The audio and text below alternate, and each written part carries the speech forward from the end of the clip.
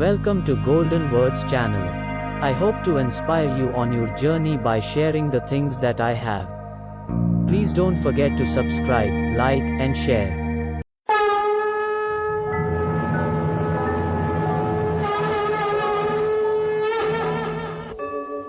यदा यदा हि धर्मस्य ग्लानिर्भवति भारत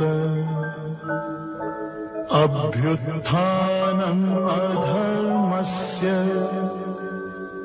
तदात्मानं सृजाम्यहम् परित्राणाय साधूनां विनाशाय च दुष्कृताम् धर्म संस्थापनार्थाय संभवामि युगे युगे।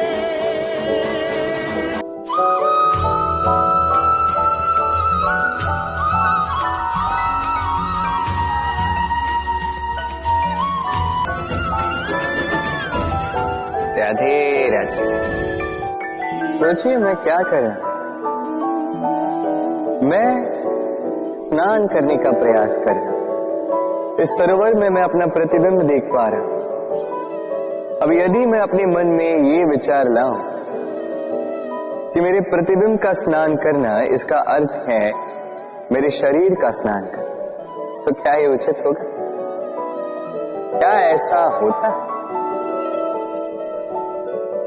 नहीं, कदापि नहीं, क्योंकि आपका शरीर आपके वश में। जब तक आप अपना शरीर नहीं भिगाओगे तब तक आपका प्रतिबिंब नहीं भीगेगा। अब आप सोच रहे होंगे कि मैं ऐसी व्यर्थ की बातें कर ही क्यों रहा, क्योंकि इन बातों का नाता है हमारे जीवन में हमारे अनुभव से। हमारे जीवन में ये अनुभव अत्यंत महत्वपूर्ण होते हैं।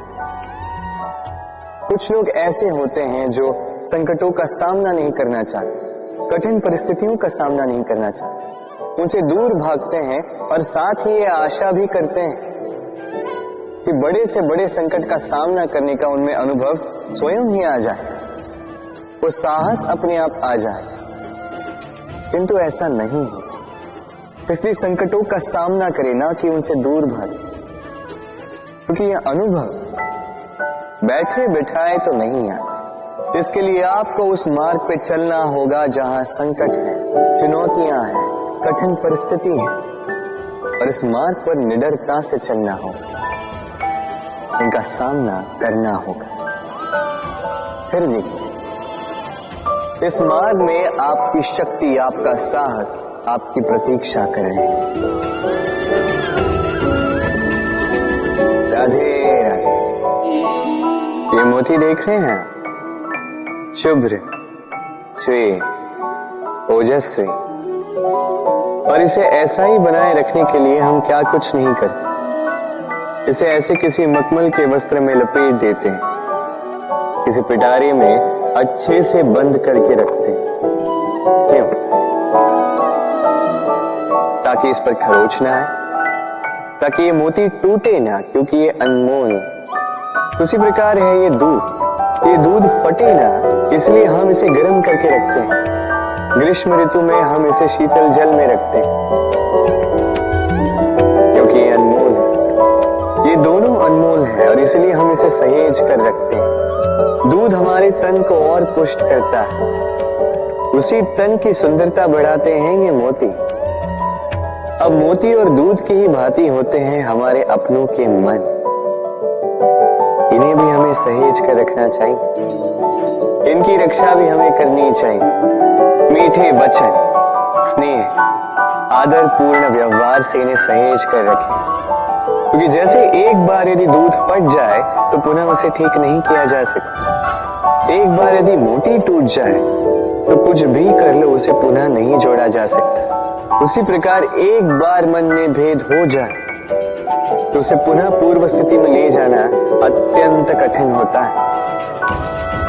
मन के मतों में भेद हो सकता है, किंतु मन में भेद नहीं होना चाहिए। इसलिए अपनों के मन सहेज कर रखें, क्योंकि ये अत्यंत अनमोल होते हैं। राधे राधे। कितनी बार ऐसा होता है, आप कोई कार्य करने के लिए इसे किसी को सौंप देते हैं, अब वो व्यक्ति उस कार्य को पूर्ण नहीं कर पाता, अधूरा छोड़ देता है या ठीक से नहीं कर पाता। अब इस परिस्थिति में होता क्या है, आप क्रोधित हो जाते हैं, उस व्यक्ति से रुष्ट हो जाते हैं, उसे डांट लगाते हैं। उसके पश्चात उस कार्य को संपन्न करने के लिए आप स्वयं जुट जाते हैं और अंततः वो कार्य पूर्ण हो ही जाता है। अब इसमें समस्या उस व्यक्ति के प्रयास की नहीं थी, समस्या आपने जो उस व्यक्ति के प्रति आस रखी उसकी थी। हम दूसरों के प्रति अपनी आस को प्रथम सीढ़ी बना लेते हैं और स्वयं पर विश्वास को अंतिम सहारा। इसके स्थान पर होना ये चाहिए कि स्वयं पर विश्वास को हमें प्रथम सीढ़ी बनानी होगी, उसे अपना सहायक मानना होगा। यदि ऐसा करोगे तो परिणाम और भी सुख और भी आनंददायी होंगे। स्मरण रखिएगा, इस संसार में आपका सबसे बड़ा सहाय और कोई नहीं। इस संसार में आपका सबसे बड़ा तारणहार और कोई नहीं, स्वयं आप हैं। राधे राधे। मुझे अच्छे से स्मरण है, एक बार एक गैया वन से निकलकर हमारे घर चली आई। हमने बड़े प्रयास किए उसे पुनः भेजने के, किंतु वो नहीं लौटी। मैंने मैया को देखा, मैया ने कहा, अच्छी ही तो बात है, ईश्वर का आशीर्वाद है जो गौ माता स्वयं चल के हमारे पास आई। अब तो कान्हा और बलराम को और दूध पीने के लिए मिल जाएगा। कुछ माह तक वो गैया हमारे साथ रही, उसके पश्चात स्वयं ही एक दिन लौट गए। नंद बाबा निराश हो गए। मैंने मैया को देखा, मैया ने कहा, अच्छा ही तो है, अब गोबर उठाने का श्रम नहीं करना होगा।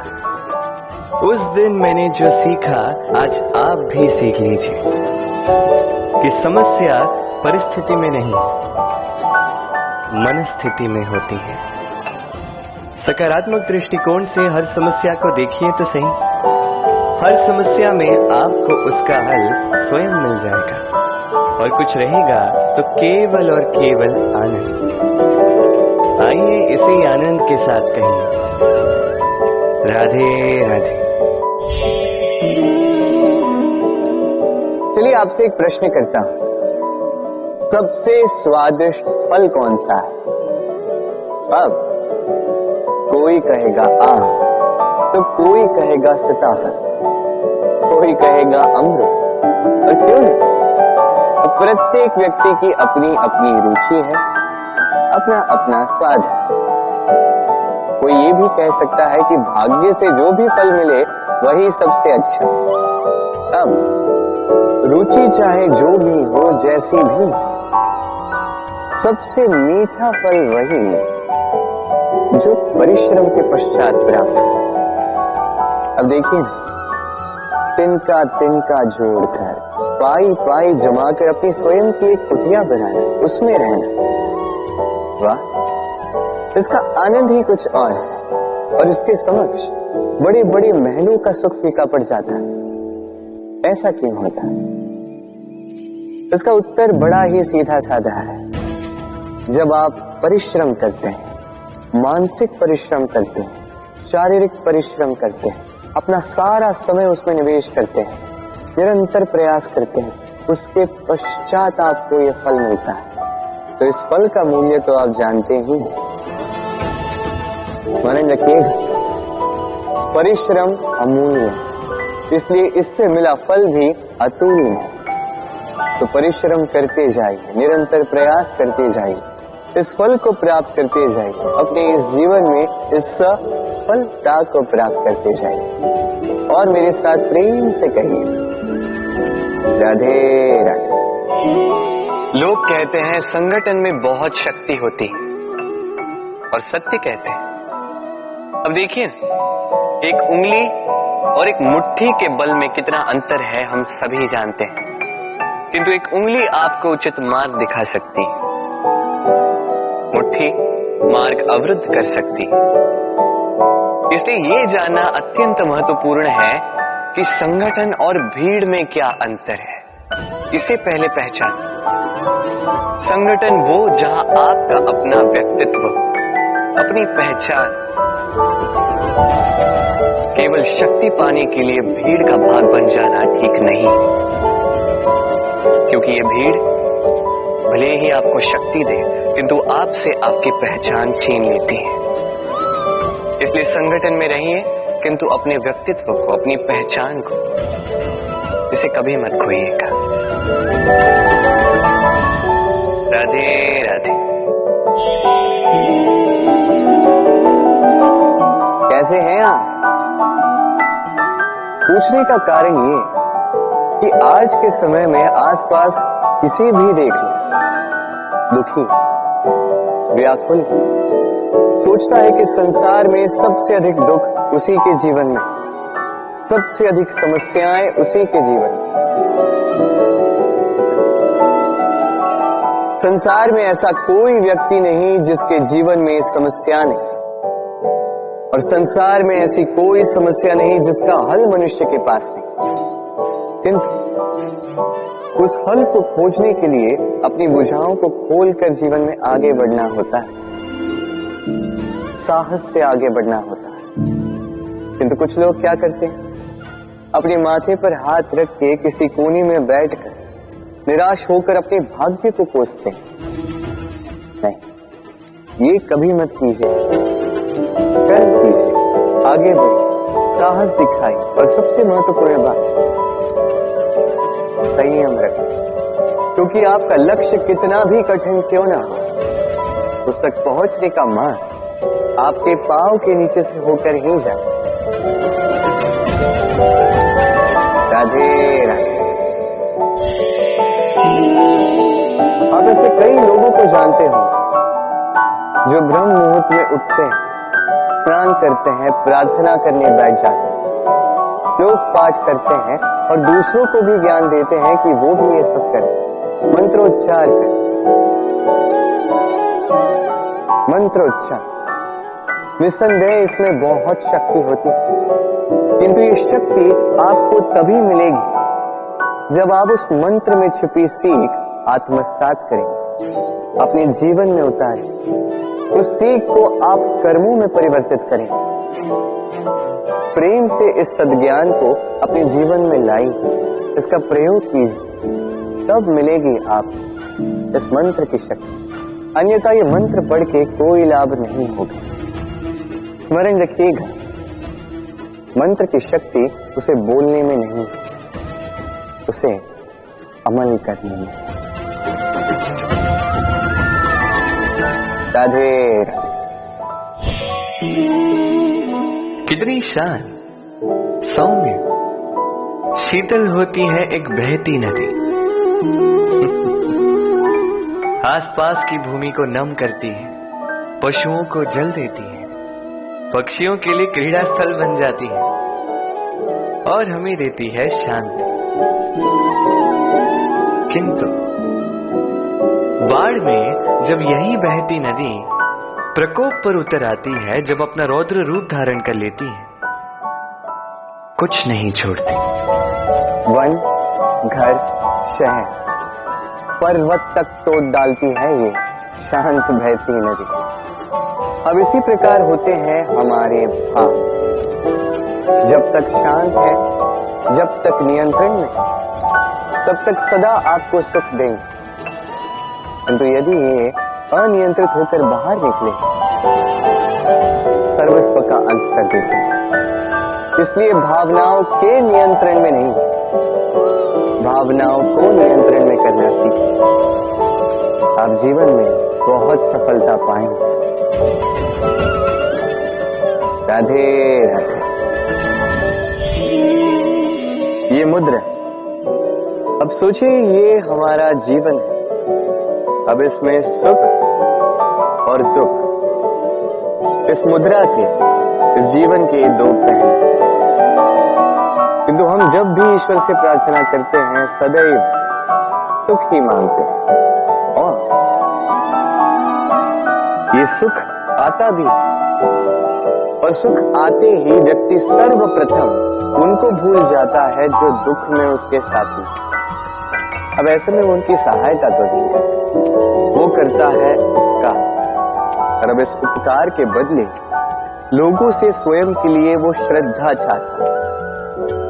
अब श्रद्धा, इस भाव के कारण वो स्वयं को दूसरों से अधिक श्रेष्ठ, स्वयं को दूसरों से भिन्न समझ लेने पर विवश हो जाता है और अलग होने के कारण उसमें जागता है अहंकार और ये बनता है उसके पतन का निमित्त। अब इसमें क्या किया जाए, क्या मांगा जाए ईश्वर से, ये प्रश्न उठता है।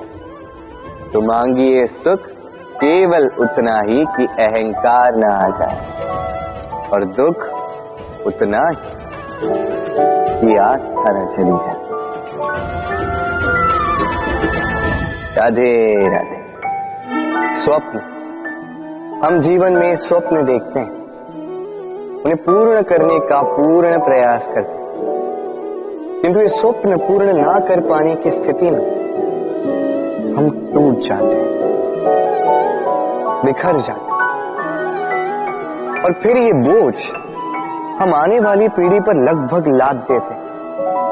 हम सोचते हैं कि जो हम न बन सके हमारी संतान अवश्य बने, जो हम कभी न पा सके हमारी संतान अवश्य पाए। ये विचार अनुचित प्रतीत नहीं होता, किंतु ये भूल है और यही भूल हम कर बैठते हैं। संतान प्रकृति और परमात्मा का आशीर्वाद है, उनके भीतर उनका अपना एक अस्तित्व छिपा है। तनी गौर से देखिए तो सही। आपने केवल उस संतान को जन्म दिया है, उसका जीवन आपका नहीं है, इसलिए अपने संतान के साथ रहिए, समय व्यतीत कीजिए, उन्हें प्रेम दीजिए, भरपूर प्रेरणा दीजिए, किंतु प्रेरणा दीजिए उसका अपना स्वयं का अस्तित्व बनाने, उसके स्वयं के स्वप्न पूर्ण करने, ना कि अपने अधूरे स्वप्न पूर्ण करने। उनके अस्तित्व को निखर कर उठने दीजिए। राधे राधे।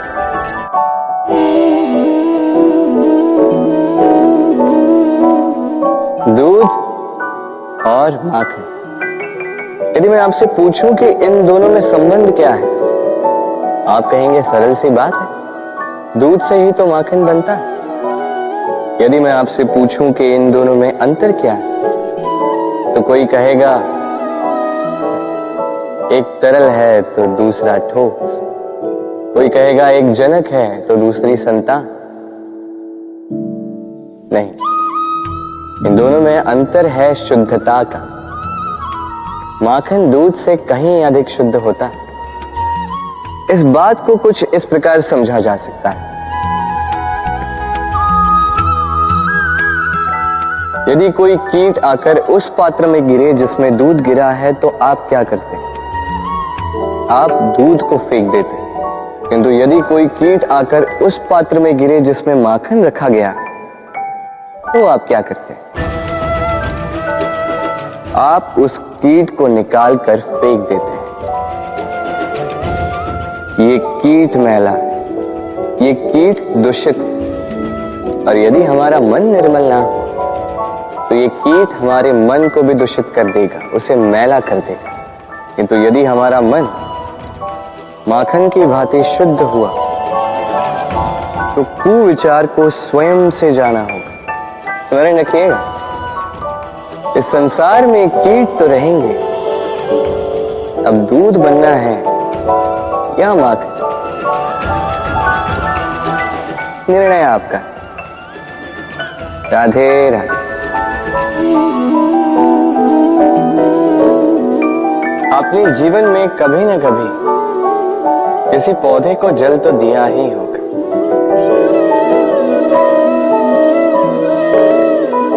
कभी मन में ये प्रश्न नहीं आया कि हम पौधे के पत्तों को, पुष्पों को, डालियों को, उन्हें तो हम कभी पानी नहीं देते, फिर भी कैसे उन तक पानी पहुंचता है? फिर भी कैसे वो जीवित रहते? आप कहेंगे सरल सी बात है, ये कैसा प्रश्न पूछ रहे हैं? जड़ को पानी दो, वो पौधे के अंग अंग तक अवश्य ही पहुंचेगा, है ना?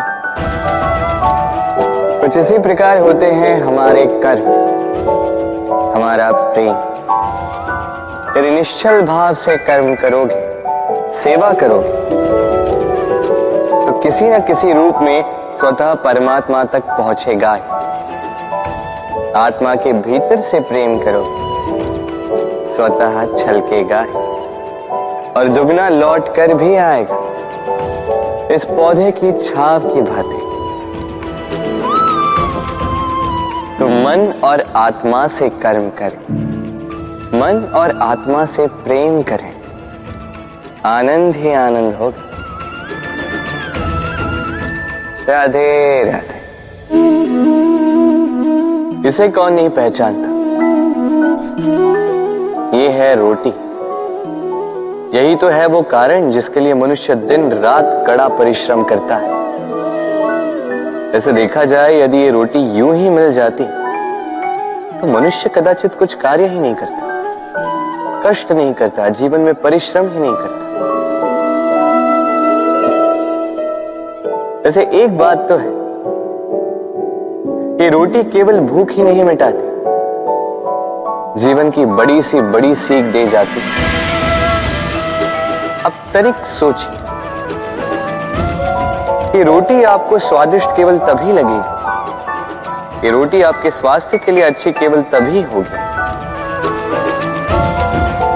जब ये दोनों ओर से ठीक से सेकी जाएगी, है ना? हमारे जीवन में संबंध भी कुछ इसी प्रकार होते हैं। यदि दोनों ओर से अच्छे से निभाए जाएं, तभी आपको आनंद देते हैं। इसलिए केवल पाने के लिए आतुर न रहे, लौटाने में भी विश्वास रखें। क्योंकि जब एक संबंध में दोनों ओर से प्रेम होगा, दोनों ओर से करुणा होगी, कुछ करने की चाह होगी, तभी वो संबंध आपको जीवन में आनंद देगा। तो जब जब रोटी खाएं, स्मरण करें कि आपको आपके संबंधों को भी इसी प्रकार मधुर बनाना है। मन प्रसन्न होकर बोलेगा, राधे राधे। सूर्य और चंद्रमा दोनों आकाश के अमित चिन्ह हैं, दोनों प्रकाश देते हैं, किंतु इन दोनों की सदैव तुलना की जाती है कि कौन अधिक शीतल है तो कौन अधिक उग्र, कौन अधिक तेजवान है तो कौन अधिक कांतिवान। क्या ये तुलना उचित है? कदापि नहीं, क्योंकि ये दोनों भले ही प्रकाश पुंज हो, किंतु ये दोनों भिन्न हैं। दोनों का अपना अपना महत्व है और दोनों का अपना अपना समय है जब ये चमकते हैं, तो इनकी तुलना अनुचित है। और इसी प्रकार हमारे जीवन में भी तुलना अनुचित ही होगी। स्वयं की तुलना किसी और से कभी मत कीजिएगा। यदि कोई और आपकी तुलना किसी और से करे तो उस पर ध्यान मत दीजिए, क्योंकि इस तुलना से स्वयं को हीन समझ लेना आपके हित में नहीं, ये आपके लिए लाभदायक नहीं। बस प्रयास करते रहिए, स्वयं को निखारते रहिए और सही समय की प्रतीक्षा कीजिए, क्योंकि सही समय आने पर ये आपके गुण, आपकी महत्ता बढ़ाएंगे। राधे राधे। जीवन में सभी महान बनना चाहते हैं, सभी बड़ा बनना चाहते हैं, किंतु बड़ा बनते कैसे?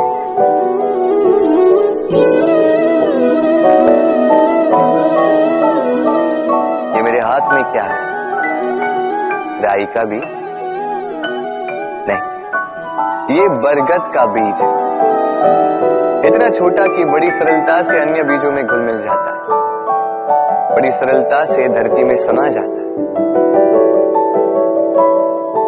किंतु जब ये वृक्ष बनकर उभरता है, उसके पश्चात जब गिरता है समस्त वातावरण को हिला देता है। कुछ इस प्रकार बड़ा बनिए, बरगद का बीज, बरगद का वृक्ष।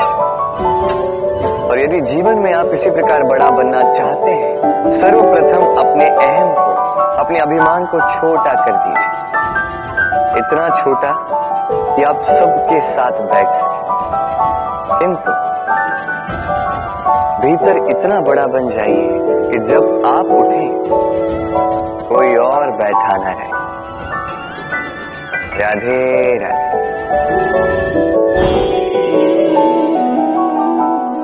जीवन में जब भी किसी समस्या का हल हम खोज नहीं पाते, तब हम क्या करते हैं?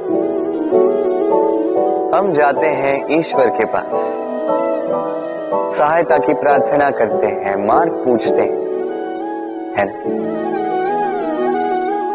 किंतु क्या कभी आपने ये सोचा है कि किसी पत्थर को ईश्वर की मूर्ति बनने के लिए भी कितना परिश्रम करना पड़ता है? कितनी बार हथौड़ों की मार सहनी पड़ती है, छेनी के घाव सहने पड़ते हैं, तब जाकर हमारे समक्ष वो भगवान के रूप में प्रकट होता है। तो जीवन में ऐसी छोटी छोटी बातें ईश्वर से मांगने में अपना समय नष्ट ना करें। प्रयास कीजिए, पुरुषार्थ कीजिए, संघर्ष कीजिए, सब मिलेगा। बस एक महत्वपूर्ण बात स्मरण रखिएगा, बिना परिश्रम के कोई भी महान नहीं बनता, भगवान की मूर्ति भी। राधे राधे। तितली आकाश में सैर करती है, सुंदर फूलों का रसवादन करती, उन्मुक्त घूमती, किंतु इस पर भी संकट कम नहीं। जैसे कि पतंग, जंतु, ये इसे अपना आहार बना लेते, इनसे इसे सावधान रहना पड़ता है। सत्य तो ये है कि तितलियां अधिक सुरक्षित तब होती हैं जब इनके पंख निकले हुए नहीं होते, जब वो अपने खोल में होती, जब ना किसी की दृष्टि उन पर पड़ती है, ना किसी शत्रु को उसकी घात लगती, किंतु तब ये बंद होती, अविचल निश्चल होती। इस संसार देखने के लिए, ये सुंदर आकाश पाने के लिए उसे अपनी सुरक्षा क्षेत्र से बाहर आना ही पड़ता है। और यही जीवन का नियम मनुष्यों के साथ भी यही होता है। यदि मनुष्य विश्राम और सुरक्षा इनके बंधन ना तोड़े तो वो जीवित तो रहे, किंतु जीवन जी नहीं पाए। क्योंकि यदि जीवन में कुछ बड़ा करना है, कुछ बड़ा पाना, बड़ी ऊंचाइयों तक पहुंचना, तो सर्वप्रथम आपको इस सुरक्षा क्षेत्र से बाहर आना ही हो, इस आराम को त्यागना ही हो, तब आपको सफलता मिलेगी। और तब आप इन तितलियों की भांति इस आकाश में सैर कर सकते हैं। राधे राधे। दीपक, इस दीपक को प्रज्वलित करने में किसकी आवश्यकता होती है? बाती, घी, चिंगारी, बस नहीं। वास्तविक सत्य तो ये है कि इसको प्रज्वलित करने में वायु का भी योगदान होता है। वायु जो न केवल हमें प्राण देती है, इस अग्नि को भी प्रज्वलित करने में सहायता करती है। अब देखिए,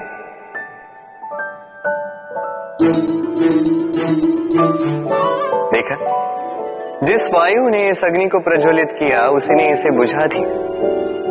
बस उस वायु की गति तनिक अधिक थी, है ना?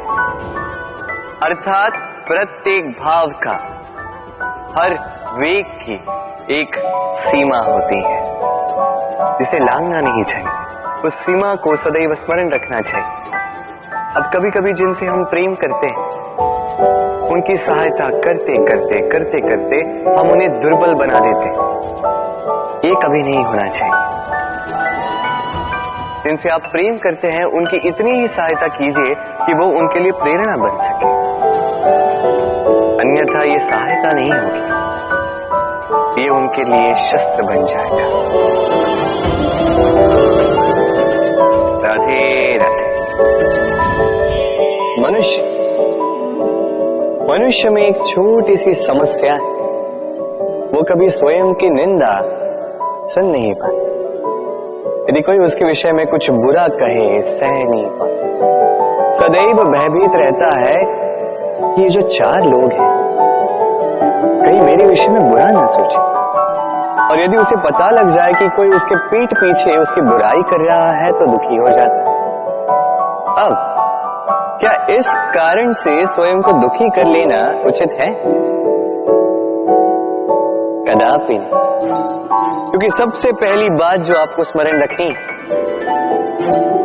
यदि कोई आपकी पीठ पीछे बुराई करता है वो पहले ही आपसे 2 कदम पीछे है ना। ईर्ष्यावश आपके विषय में सारी बातें कर सकता है, किंतु यदि ऐसा नहीं, यदि वो सत्य कह रहे हैं तो सर्वप्रथम अपनी भूलों को समझे, उस सत्य को समझे और निकाल फेंके इन अवगुणों को। और फिर देखिए आप उनसे 2 कदम और आगे बढ़े, क्योंकि ये जीवन रथ ये आगे देखकर चलाया जाता है, पीछे देखकर नहीं। तो ये पीछे देखना छोड़, जो वर्तमान है इसे देखें, इसे जी। जो भविष्य है, जो आपका लक्ष्य है, उसे साथ और मेरे साथ प्रेम से कहिए, राधे राधे। हम में से ऐसे कितने हैं जो भय से भयभीत होते हैं, कोई भी बड़ा कार्य करने से पूर्व थोड़े असंतुलित होते हैं। लगभग सभी, है ना। प्रत्येक व्यक्ति के मन में यह भय जागता ही। अरे इसका अर्थ मेरे विचार से यह है कि भय, ये भाव बुरा नहीं, क्योंकि यदि ये भाव बुरा होता तो क्या ईश्वर इस भाव को सभी प्राणियों में देते?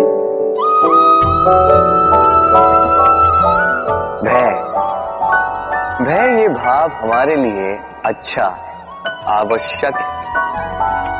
स्मरण रखिए, कोई भी कार्य करने से पूर्व यदि मन में भय उत्पन्न हो जाए तो इसका अर्थ ये कि उस कार्य को करने में अनेक संकटों का सामना हमें करना होगा, और इन संकटों का सामना करने के लिए हमें साहसी बनना होगा। बस इतनी सरल सी बात। मन में साहस जगाकर चलिए इस भय की यात्रा, क्योंकि ये भय ही है जो आपको अपने लक्ष्य को पाने की प्रेरणा देगा, आपको शक्ति देगा। तो इस भय से भयभीत मत होइएगा, इस भय को साधिए और मेरे साथ प्रेम से कहिए, राधे राधे। मछली जल की रानी कहते हैं इसे, धाराओं के बीच जीने वाली। सहस्त्रों प्रकार की मछलियां होती हैं, किंतु सारी मछलियों में एक समानता आवश्यक होती है। जानते हैं वो क्या है? वो ये कि मरी हुई मछली धारा के साथ बह जाती, वही जीवित मछली उस धारा के विरुद्ध तैर सकने में सक्षम होती है। तो प्रेरणा लीजिए उस मछली से जो कठिनाइयों के विरुद्ध खड़े होने का साहस रखती, जो धारा के विरुद्ध जाने के निरंतर प्रयास करती रहती। आप भी सुनिए अपने हृदय की पुकार को, सुनिए अपनी मन की पुकार को, और जीवन रूपी धारा को बाधा नहीं, लक्ष्य बनाकर आगे बढ़े। राधे राधे। प्रेम, दाऊ मुझसे सदैव पूछते हैं कि कान्हा ये प्रेम अंततः है क्या? माना कि ये समर्पण है, माना कि एक दूसरे में खो जाना है, किंतु इसका अनुभव क्या है, इसका भाव क्या है? अब प्रेम को पूर्णतः परिभाषित करना कान्हा के वश में तो नहीं है, क्योंकि ये प्रेम है इतना महान। किंतु प्रेम के विशुद्ध अनुभव के बारे में मैं बता सकता हूं, अपने अनुभव को लेकर। देखिए, ये प्रेम वो रंग है जो जीवन में रस भर देता है। ये प्रेम वो सोच जो पल भर में मुख पे मुस्कान ला देती है। प्रेम वो पुष्प है जो मन की बगिया को खिला देती है। प्रेम वो सोच जो एक ही क्षण में संसार में आपको सबसे अधिक संपन्न अनुभव करवाती है। ये प्रेम वो जो तपते मरुस्थल में आपको जीवित रखे। ये प्रेम वो जो आपकी आत्मा को तृप्त कर दे। ये प्रेम वो जो आपके मुख पर मुस्कान लाए, जैसे अभी इस समय राधा मेरे मुख पर ले। अद्भुत है ये प्रेम। तो आइए इसी प्रेम के साथ कहें, राधे राधे। मनुष्य में एक विशेषता है, और वो ये, वो सदैव यही सोचता है कि सब में वही विशेष है। सदैव सर्वश्रेष्ठ कार्य करना चाहता है, सर्वश्रेष्ठ परिणाम पाना चाहता है, सदैव चाहता है कि हर स्थान पर उसे ही यश मिले। किंतु जब बात आती है प्रेम की, तो प्रेम एक ऐसा विशेष भाव है जो मनुष्य से कहीं अधिक है। प्रेम में जिस व्यक्ति से आप प्रेम करते हैं, उस व्यक्ति की प्रसन्नता आप सर्वश्रेष्ठ से भी श्रेष्ठ मानते हैं। उस व्यक्ति से यदि हार जाओ तो मुख पर कड़वाहट नहीं, होठों पर मुस्कुराहट आती। जिसे आप प्रेम करते हो, यदि उसे हराकर आप जीत रहे हो, तो ये जीत नहीं है, ये सबसे बड़ी हार है। तो अब चयन आपका है, आप क्या चाहेंगे? आप चाहेंगे कि प्रेम की जीत हो, या आप चाहेंगे कि आपकी जीत हो? राधे प्रेम, ये प्रेम मनुष्य से क्या नहीं करवा सकता, बड़े से बड़ा कार्य करवा सकता है, बड़े से बड़ी बाधा पार करवा सकता है। चाहे तो मरुस्थल में कुआं खुदवा सकता है, पर्वत लंघवा सकता है, हर असंभव कार्य संभव करवा सकता है। किंतु यदि मैं ये कहूं कि प्रेम आपसे ढोंग भी करवा सकता है, तो क्या आपको उचित लगेगा? क्या आपको लगेगा कि ऐसा हो सकता है? अवश्य हो सकता है। जैसे मैं ढोंग कर रहा हूं इस समय अपनी राधा के लिए, अपने प्रेम के लिए। मैं राधा से अनंत प्रेम करता हूं, निस्वार्थ प्रेम करता हूं, किंतु फिर भी मुझे स्वयं को एक छलिया, स्वार्थ, लालची दिखाना पड़ रहा है। ये ढोंग मुझे करना पड़ रहा है अपने प्रेम के लिए। अब आप कहेंगे कि क्यों कृष्ण, ये सब करने की क्या आवश्यकता है? क्या राधा से विवाह करके तुम संतोष की सांस नहीं ले सकते? अवश्य ले सकता। राधा से विवाह करके मैं बहुत प्रसन्न रहूंगा, किंतु मैं जानता हूं कि मेरी राधा प्रसन्न नहीं रह पाएगी, क्योंकि यदि यह विवाह हुआ तो उसके माता पिता, उसके परिवार को बरसाना त्यागना होगा। राधा के मन पर एक कभी न भरने वाला घाव लग जाएगा। दुख उसको छूटता रहेगा, वो ये जानती रहेगी, स्मरण करती रहेगी कि उसके कारण उसके माता पिता को इतने कष्ट भोगने पड़े। अब राधा की पीड़ा की नींव पर कृष्ण संतोष का भवन भला कैसे बांध सकते हैं? क्योंकि जिनसे आप प्रेम करते हैं केवल उनकी भावनाएं नहीं, आपका प्रेमी जिनसे प्रेम करता है उनकी भावनाओं का भी ध्यान रखना आपका कर्तव्य है। और कभी कभी अपने प्रेम को ऊंचा उठते हुए देखने के लिए आपको स्वयं को गिरते हुए दिखाना होगा। यही कुछ कार्य है जो आपको अपने प्रेम के लिए करने पड़ते हैं।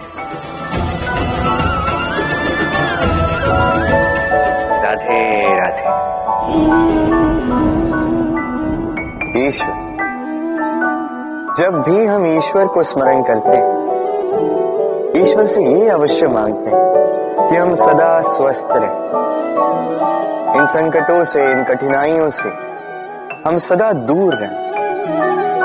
किंतु ये बहुत बड़ी भूल है। अब आप सोच रहे होंगे कि मैं क्या बातें कर रहा हूं। बोला, ईश्वर से संकटों से दूर रहने की कामना करना ये भूल कैसे हो? क्योंकि ये संकट, ये कठिनाई जिनसे हम दूर भागते हैं, जो संकट कुछ ही समय के लिए आता है और फिर जाने के पश्चात आपको अपने सगों, आपके हितैषी, आपके मित्रों की परख करवा देता है, आपकी सोई हुई समझ जगाता है, आपको और भी बलवान बना देता है।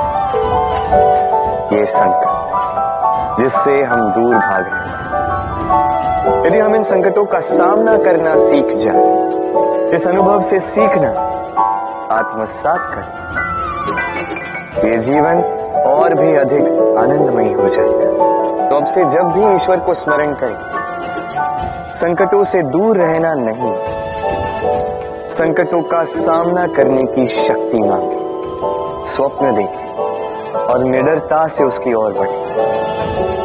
ये स्वप्न अवश्य सच हो। राधे राधे। आपने ऐसे कई लोगों को देखा होगा जिन्होंने संसार ही त्याग दिया, अपना घर दार हर संबंध छोड़ दिया, निकल पड़े केवल ईश्वर की खोज में, ध्यान करके सेवा की, किंतु फिर भी उन्हें कभी ईश्वर नहीं मिले। उल्टा असंतोष और बढ़ गया। क्यों होता है ऐसा? एक महत्वपूर्ण बात स्मरण रखिएगा, ईश्वर ही आनंद है। ध्यान का अर्थ है मन में इस आनंद को जगाना, और सेवा का अर्थ है इस आनंद को सब में बांटना। तो यदि इस मन में आनंद को जगाओगे और इसे सब में बांटोगे, तो ईश्वर रूपी आनंद आपको अवश्य मिलेगा।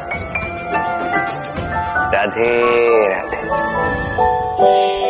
ये संसार, इस संसार के अंत का, इसके विनाश का प्रारंभ कैसे होता है?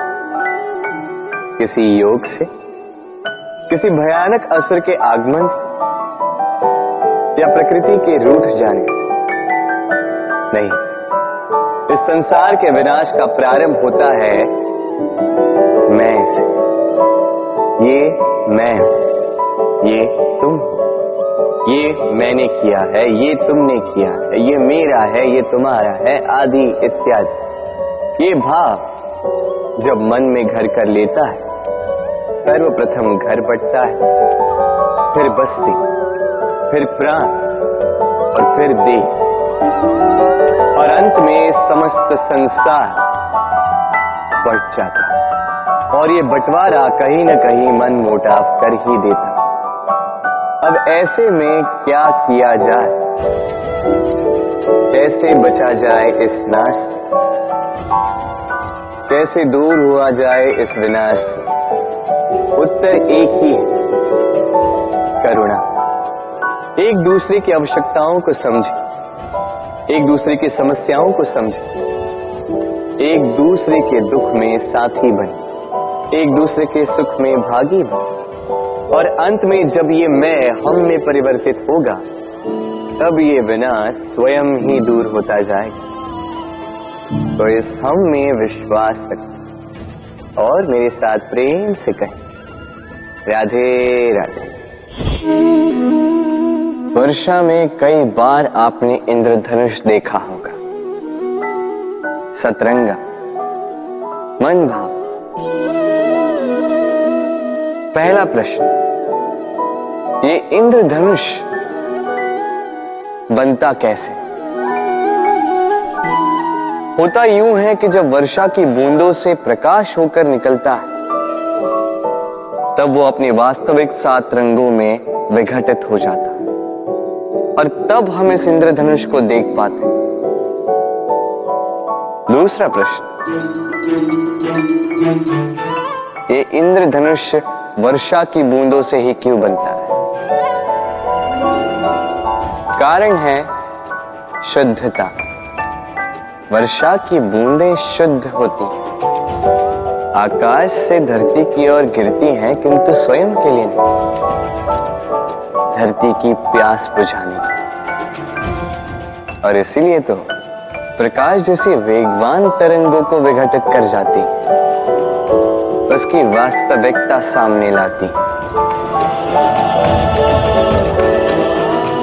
यदि आप भी शुद्ध मन से परोपकार करोगे, औरों के लिए जियोगे, तो विश्वास कीजिए, कोई आपको छल नहीं पाएगा।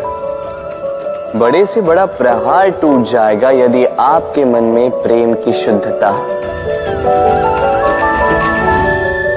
राधे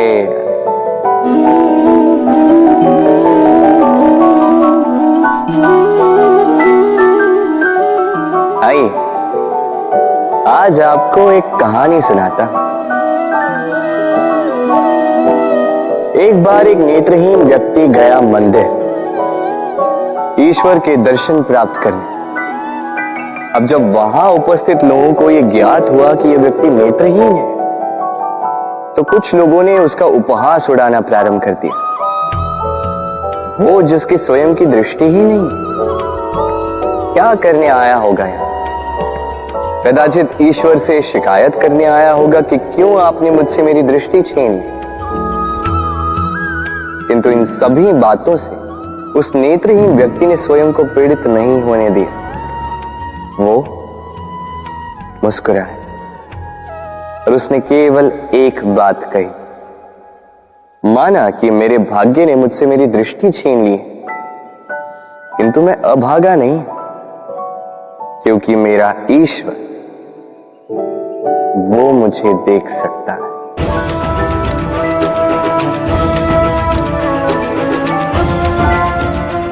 स्मरण रखिएगा, दृष्टि नहीं दृष्टिकोण आवश्यक है। यदि आपका दृष्टिकोण शुभ हो, तो अशुभ में भी शुभ स्वयं दिखने लगता है और मन प्रसन्न होकर कहता है, राधे राधे। कभी कभी कोई हमें छोटा कह दे, हमारे बारे में नीची बात कह दे, हमें अच्छा नहीं लगता,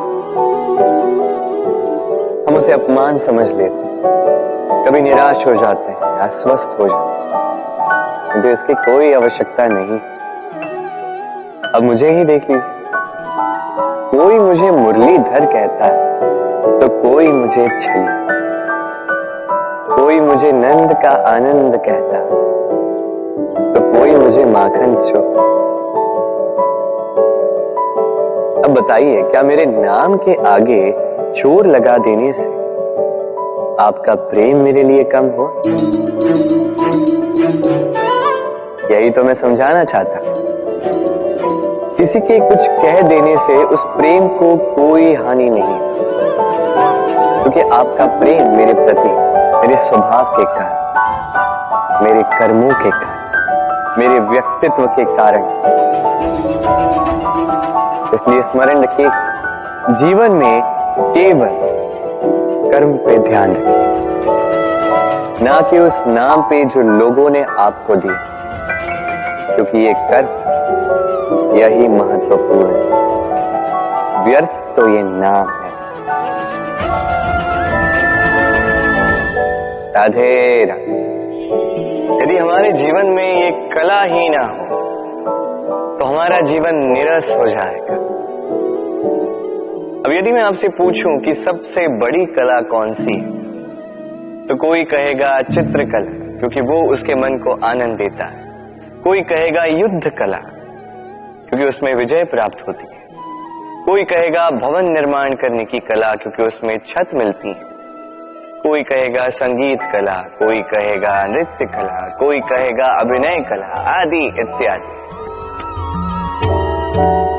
किंतु इस बात पर विवाद करना अनुचित है हो ही नहीं सकता, क्योंकि प्रत्येक व्यक्ति की अपनी भिन्न भिन्न सोच, अपना भिन्न भिन्न दृष्टिकोण।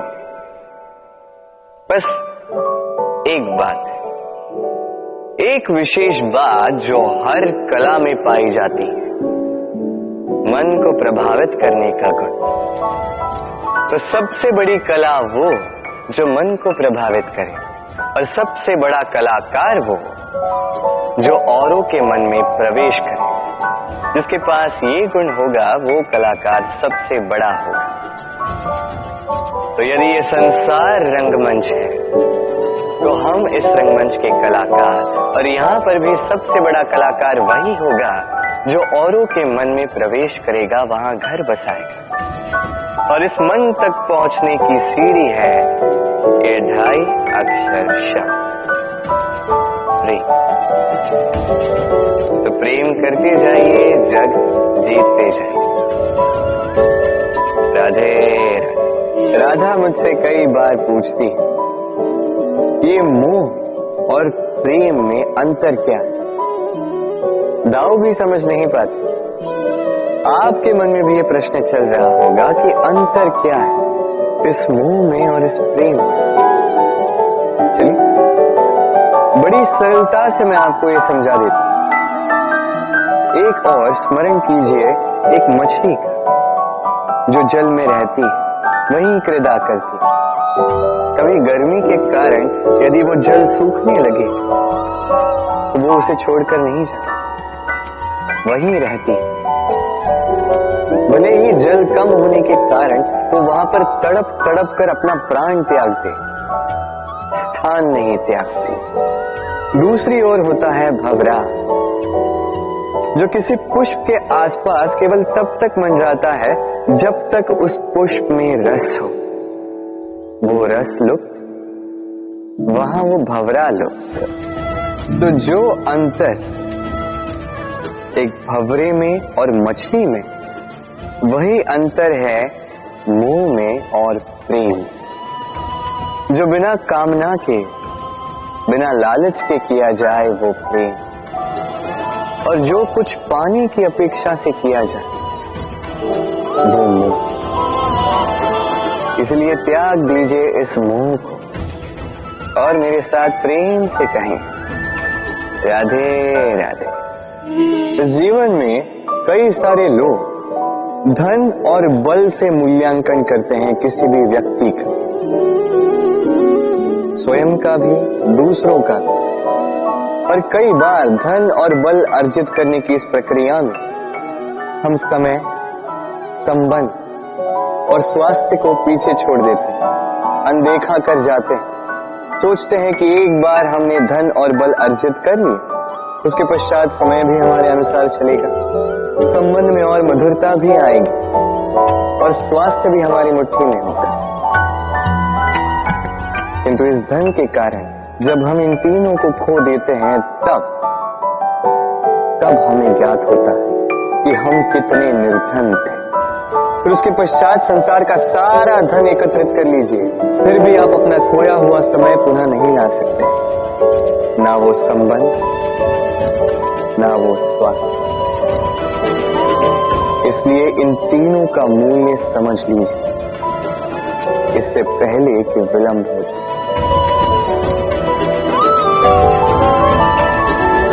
राधे राधे। बड़ी ऊंचाइयों पर पहुंचने के लिए हमें किसकी आवश्यकता होती है?